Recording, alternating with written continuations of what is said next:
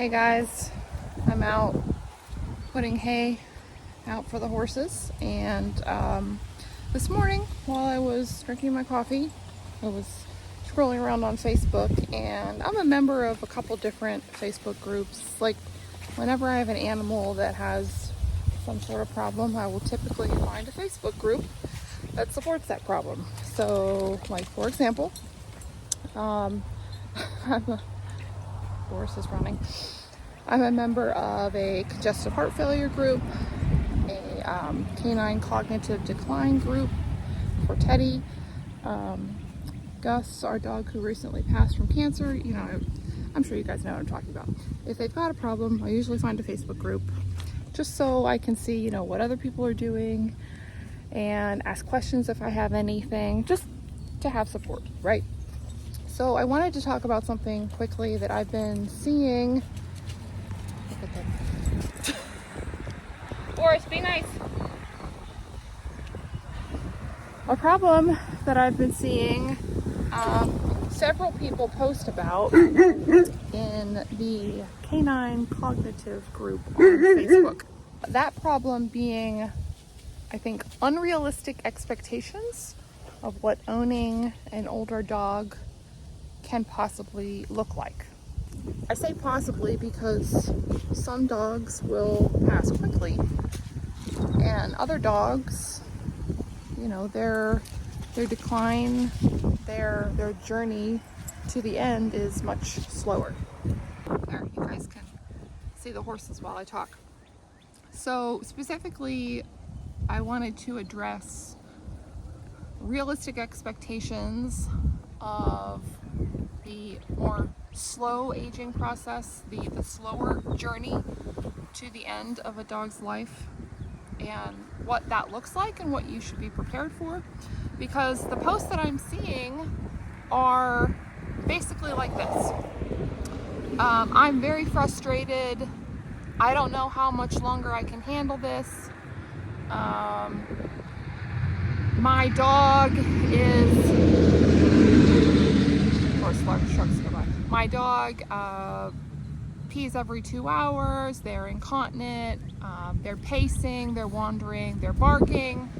I have to feed my dog. I don't have the time to sit there and feed my dog. Why won't he eat? Blah, blah, blah, right?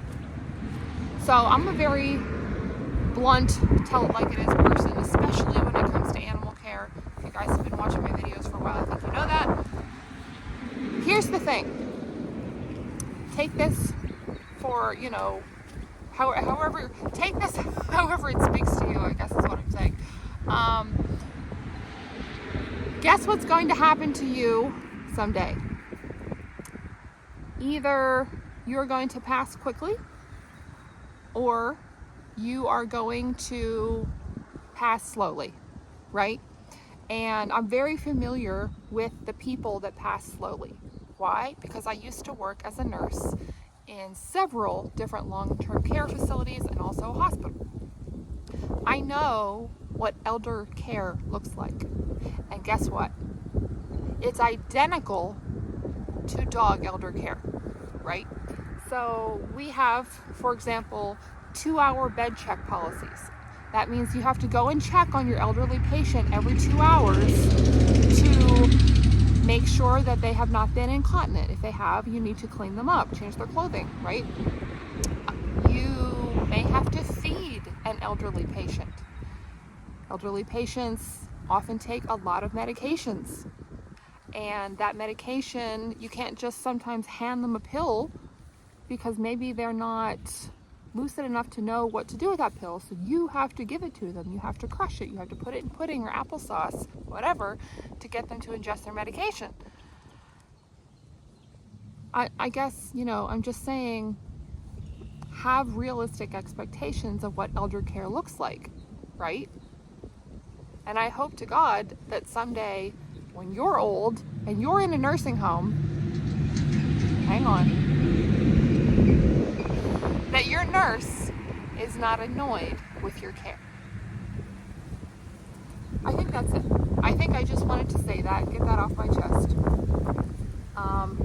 I know it's frustrating. Believe me, I understand. I have not been sleeping very well because Teddy is one of those dogs that needs that more extensive care right now. He's 17, so I'm getting up every 2 to 3 hours, hi Lois, to take him out to the bathroom. I have to feed him by hand. I have to medicate him by hand. Like, I can't just like toss him a pill, you know what I mean? I have to make sure that he doesn't get stuck under furniture. But that's my responsibility. You know, I knew that he would get old someday, and I hoped that he would get old someday. You know, I didn't want my dog to pass away young and quickly. You know, I'm grateful for this time. And here's the other thing. I think you guys will appreciate this thought. Lois, your dog has given you years and years and years of selfless love. You know, like, I think back to what Teddy has helped me through. Sorry. He helped me through a divorce. He's moved with me to several different homes. He's, you know, had other animals that were in my care come and go.